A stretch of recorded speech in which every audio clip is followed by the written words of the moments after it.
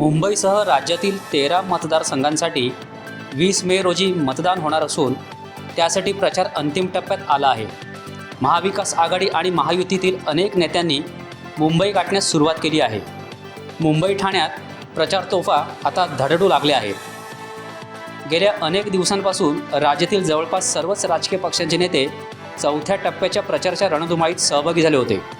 आता चौथा टप्पा पूर्ण झाला असून 20 मे रोजी 5व्या टप्प्यात मुंबईतील 6 आणि त्याचबरोबर धुळे, दिंडोरी, नाशिक, पालघर, भिवंडी, कल्याण आणि ठाणे अशा 13 मतदारसंघासाठी निवडणूक होत आहे. या मतदारसंघासाठी एकूण 264 उमेदवार निवडणुकीच्या रिंगणात असून यात अनेक दिग्गज नेते आपले नशीब आजमावत आहेत.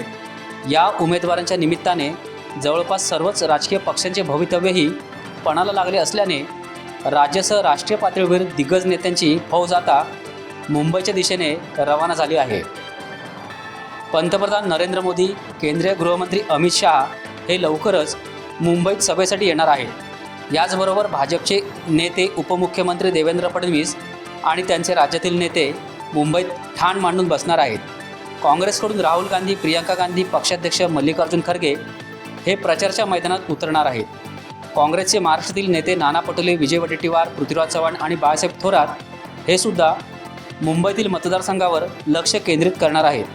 राष्ट्रवादी काँग्रेस शरदचंद्र पवार गटाचे राष्ट्रीय अध्यक्ष शरद पवार यांच्यासह सुप्रिया सुळे, रोहित पवार आणि जयंत पाटील हे भिवंडी आणि इतर मतदारसंघावर लक्ष केंद्रित करणार आहेत.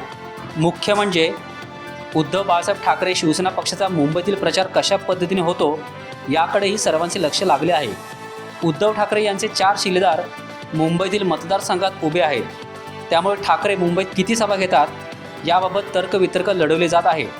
त्यांच्या सोबतीला आदित्य ठाकरे, संजय राऊत, सुषमा अंधारे हेही प्रचारात सहभागी झाले आहेत.